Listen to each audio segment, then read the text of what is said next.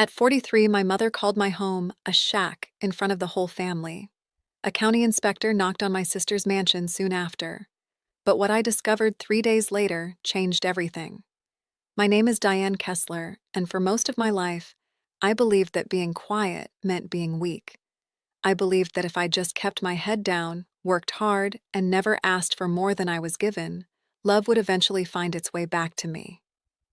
I was a high school English teacher for 18 years in a small town outside Asheville, North Carolina, and I spent most of that time being the daughter nobody worried about because I never gave anyone a reason to. My husband, Tom, died 4 years ago. A heart attack in the garage, wrench still in his hand, fixing the lawnmower he swore he'd get to next spring. He was 51. We had been married for 22 years, and in all that time, we never had much.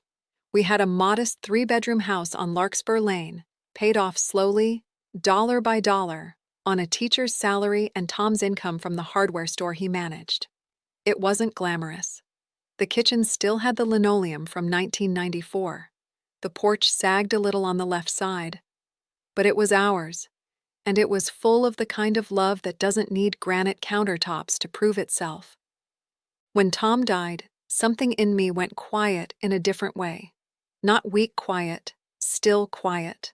The kind of stillness that comes right before you realize you have to be the only adult left standing in your own life. I grieved, but I also learned. I learned how to read a mortgage statement without my hands shaking. I learned how to fix a leaking faucet with a YouTube video and a wrench that used to be his. And somewhere in that grief, without anyone noticing, I became someone I hadn't been before. Someone quietly capable. Someone nobody in my family bothered to ask about, because they had already decided who I was a long time ago. My sister, Karen, is 2 years younger than me, and she has always been the sun in our family's sky.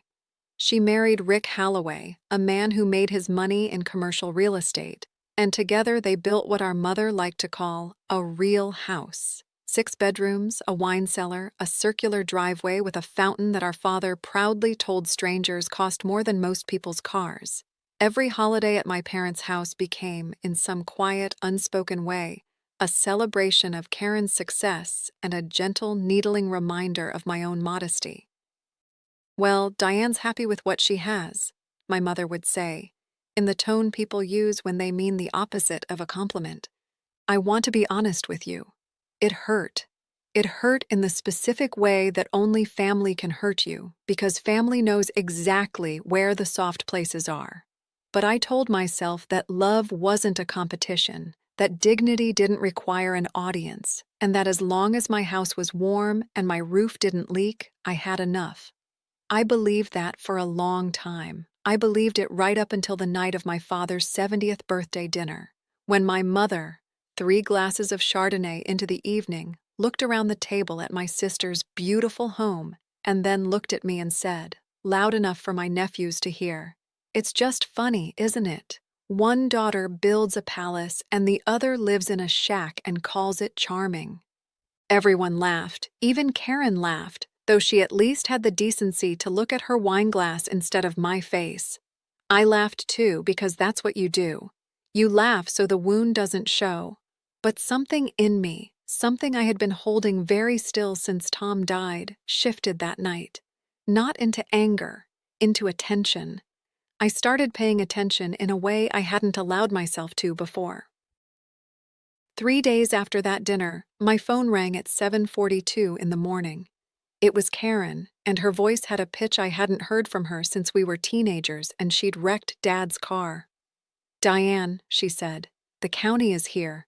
They're saying our pool house isn't permitted. They're saying half our lot line is wrong. Rick's not answering his phone. I don't know what to do. I want to tell you that I felt a flash of vindication, some small, ugly satisfaction. But that isn't the truth. What I actually felt was concern, real concern, because whatever my family had put me through, Karen was still my sister. But underneath that concern, quietly, was a different feeling too. A kind of clarity. Like a fog I'd been standing in for years had just started to lift, just enough to see the shape of something I hadn't noticed before.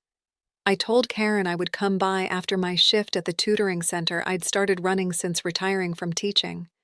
I didn't rush. And in the hours between her call and my visit, I found myself thinking not about her house, but about mine. About a conversation I'd overheard weeks earlier that I hadn't let myself think too hard about until now. It had been at Easter, in my parents' kitchen. I'd gone in to refill the deviled egg tray and stopped in the doorway when I heard my mother's voice, low and conspiratorial, talking to my father. Once Diane's gone, that house on Larkspur is prime for a teardown. Karen and Rick could flip it in 6 months, easy. We just need her to sign the transfer while she's still sentimental about keeping things in the family. I remember standing very still in that doorway, deviled egg tray in my hands, feeling the floor tilt slightly beneath me. Sign the transfer.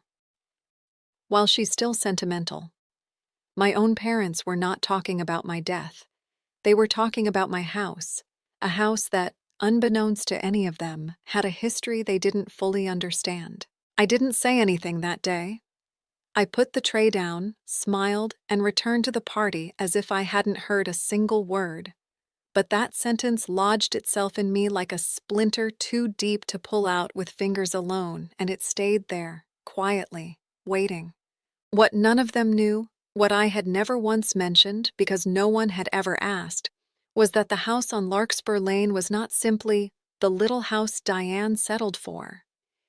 When Tom and I bought it in our 20s, his grandfather, a quiet, careful man named Walter Kessler, had helped us with the down payment on one condition: that the deed be placed not just in Tom's name or in both our names as a couple, but in a small family trust Walter had set up years earlier, naming me, specifically me, Diane, as sole trustee and sole beneficiary should anything happen to Tom. Walter had been a man who did not trust easily, and he trusted me completely, in a way my own parents never had. He used to tell me, over coffee at his kitchen table, "You've got a good head on your shoulders, Diane. Steadier than most people twice your age." I never told my parents about the trust. It never seemed relevant. Now, quietly, it seemed like the only thing that was. There was something else, too. Something that made the ground beneath my family's assumptions even less solid than they realized. About 18 months earlier, using the small settlement from his life insurance and a modest inheritance from Walter, I had purchased 4 acres of undeveloped land bordering the new commercial corridor going in near the interstate. I hadn't told anyone. It wasn't a secret out of shame. It was a secret because for the first time in my life, I had made a decision entirely my own, without needing my mother's approval or my sister's admiration, and I wanted to protect that feeling a little while longer before the world got its hands on it. Even without a formal number attached to it yet, I had a quiet feeling that land was already worth more than Karen and Rick's entire mansion. When I arrived at Karen's house that afternoon, there were 2 county trucks in the driveway and a man in a reflective vest measuring the distance between the pool house and the property line with a laser level. Karen met me at the door with mascara smudged beneath her eyes, looking smaller than I had ever seen her look in that enormous foyer with its 2-story chandelier. "They're saying the pool house encroaches on county easement," she said. "They're saying Rick never filed the permits properly. Diane, if this goes to a hearing, we could lose the whole structure. Do you know what that cost us?" I did know, actually, because Rick had told everyone at Thanksgiving, twice, unprompted. "I'm sorry, Karen," I said, and I meant it. I sat with her on her enormous leather sofa while the inspector's truck idled outside, and for the first time in years, my sister looked at me not as the disappointing one, but as someone whose calm she suddenly, desperately needed. It was later that evening, back in my own small kitchen with the 1994 linoleum, that my phone buzzed with a text message that was clearly not meant for me. It was from my mother, in a family group chat she had apparently created without realizing I was still on an old shared thread with my father's number. The message read, "Rick says once the county mess is sorted, we should move fast on the Larkspur transfer before Diane gets any ideas about that empty land near the highway. She has no idea what it's worth. Don't mention it to her yet." I read it 3 times. Then I set the phone down on the counter and sat very still in my kitchen, the way I imagine a person sits still in the eye of a storm. Not because everything is calm, but because moving too quickly might bring the whole thing down around you. They knew about the land. Somehow, they knew, and they had been planning, quietly, patiently, to relieve me of both properties, the house Walter had protected for me and the land I had built entirely on my own, while I remained in their minds the sentimental, uncomplicated sister who would sign whatever paper was placed gently enough in front of her. I did not cry.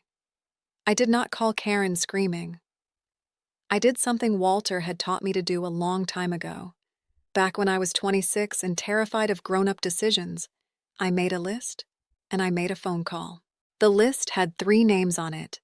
The first was Marguerite Osei, my closest friend since college, who had become one of the most respected estate attorneys in the state, and who had, incidentally, drafted the very trust documents Walter left behind.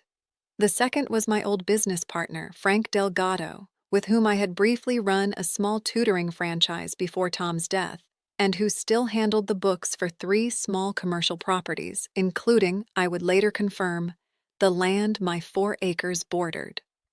The third name was my own, because for the first time in a long time, I needed to remind myself that I belonged on my own list of people to protect.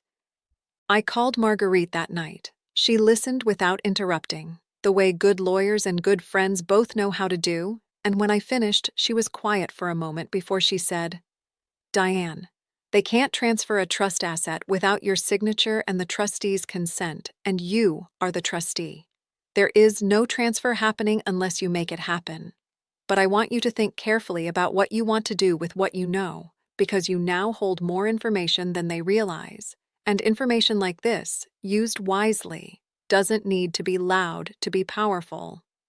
Over the following 2 weeks, I did not confront anyone. I did not send an angry text back to the group chat I wasn't supposed to see. Instead, I did something my mother never expected of me. I got organized. Marguerite helped me pull the original trust documents confirming in writing what Walter had set up 15 years earlier. The Larkspur property was mine, solely and irrevocably, protected from any outside claim, including from blood relatives who assumed sentimentality would do the legal work for them. Frank helped me get a formal appraisal on the 4 acres near the interstate, which had, in the 18 months since I purchased it, nearly tripled in value due to a new distribution center breaking ground half a mile away. The number on that appraisal made even Marguerite raise her eyebrows. I also learned something else during those 2 weeks, something that explained the urgency behind my parents' whispered plans. Rick's business, it turned out, was in far more trouble than the pool house permit suggested. Frank, who moved in overlapping real estate circles, mentioned almost offhand that Rick Halloway had 2 commercial developments stalled by cost overruns and was quietly searching for collateral to secure a bridge loan before the whole thing collapsed. My parents' insistence on keeping the land in the family wasn't sentiment. It was a rescue plan, built on the assumption that I would hand over what I had without ever understanding why it was being asked of me. Thanksgiving arrived that year the way it always did at my parents' house. Too much food, too many chairs crammed around a table meant for 8 but set for 14. My mother narrating the meal like a woman hosting a small pageant. Karen and Rick arrived looking tired in a way makeup couldn't fully cover, though Karen still wore a bracelet that probably cost more than my monthly mortgage used to.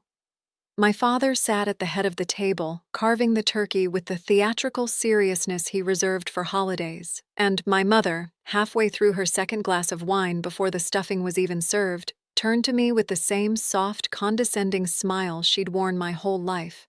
"Diane, honey, we've been meaning to talk to you about the house," she said, glancing quickly at my father, who suddenly found his mashed potatoes very interesting.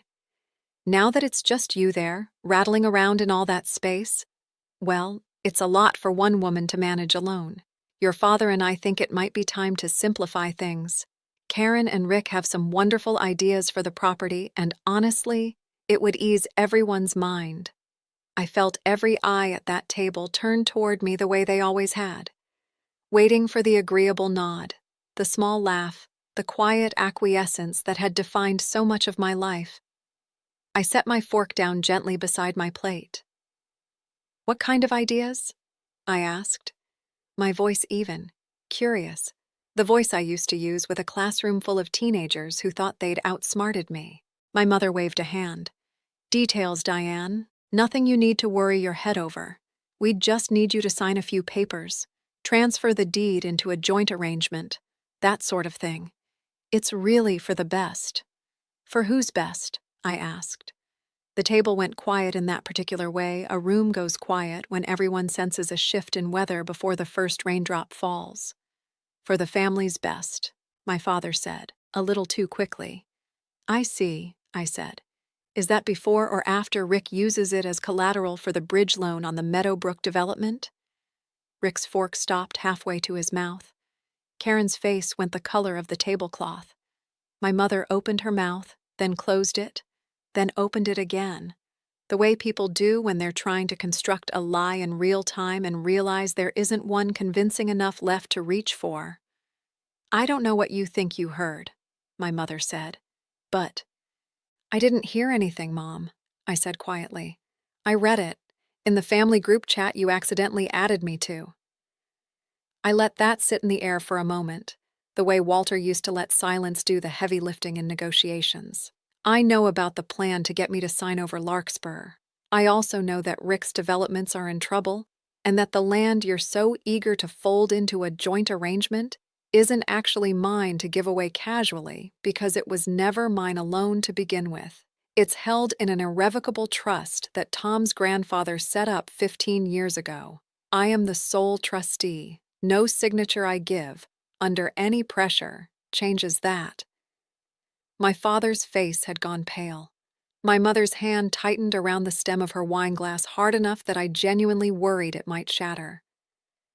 "And there's something else," I continued, keeping my voice as calm and steady as I had kept it through 18 years of parent-teacher conferences and 4 years of solitary grief.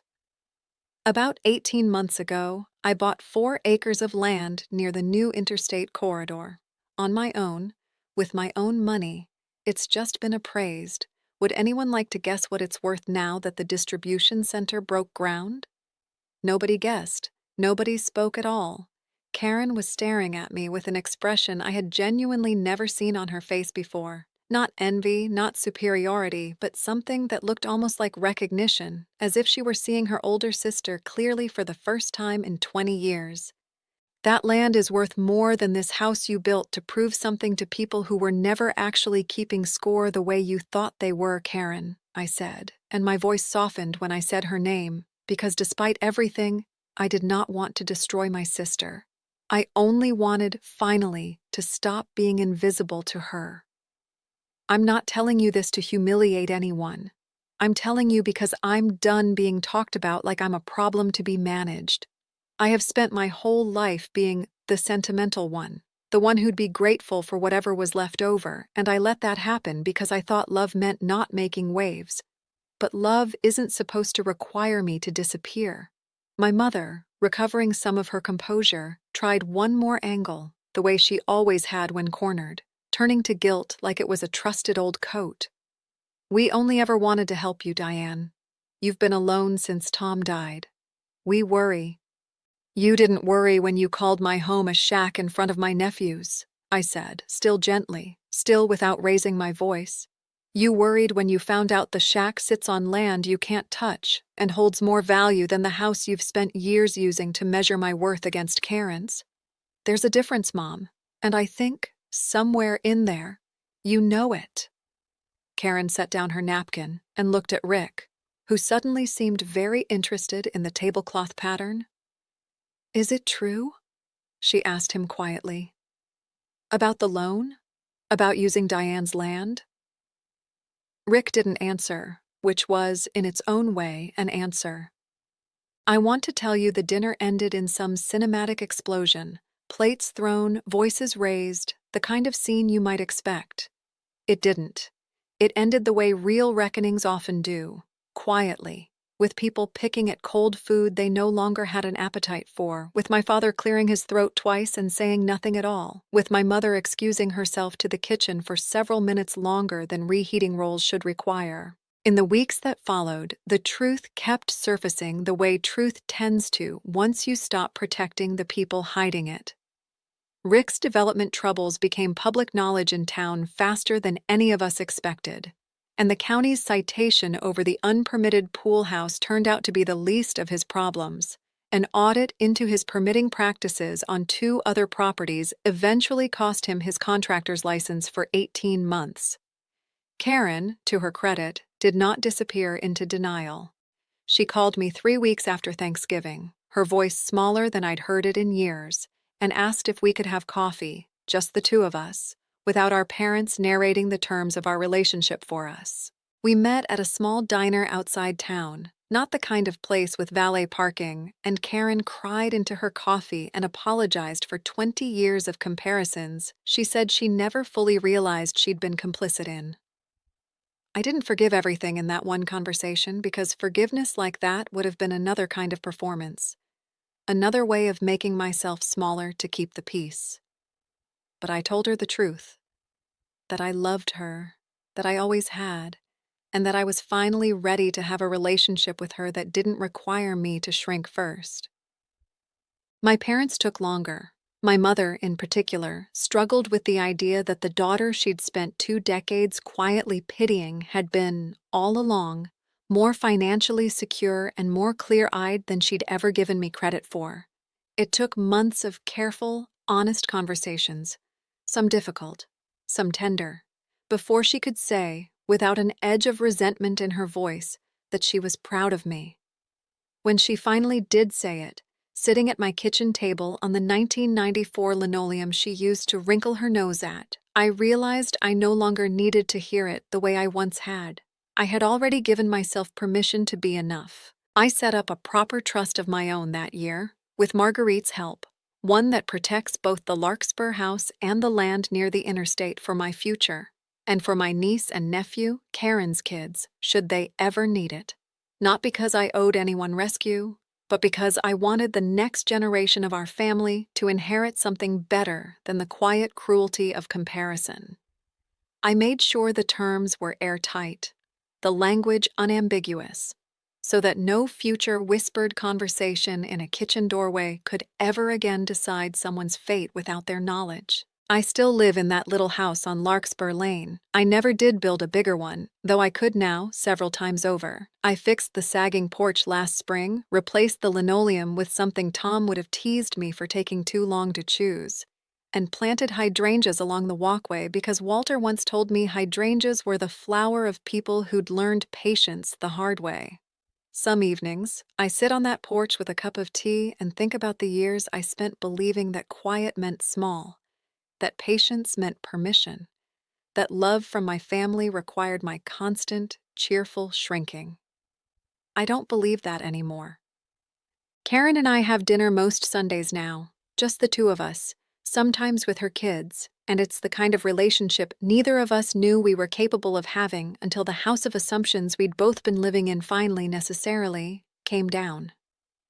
My parents visit occasionally, and my mother has stopped comparing houses altogether, though I notice now she comments instead on the hydrangeas, on the quiet, on the peace she says she can feel the moment she pulls into my driveway. I think, in her own late and imperfect way, she finally sees what Walter saw in me all those years ago at his kitchen table. If you take one thing from my story, let it be this: the people who mistake your kindness for weakness are often the ones most surprised to learn that kindness and strength were never opposites to begin with. I didn't need to raise my voice to be heard. I didn't need to win an argument to reclaim my worth. I only needed to stop waiting for permission to be taken seriously and to trust, finally, that the quiet, careful life I had built for myself, brick by brick and dollar by dollar, was never something to apologize for. Quiet people don't explode. They clarify.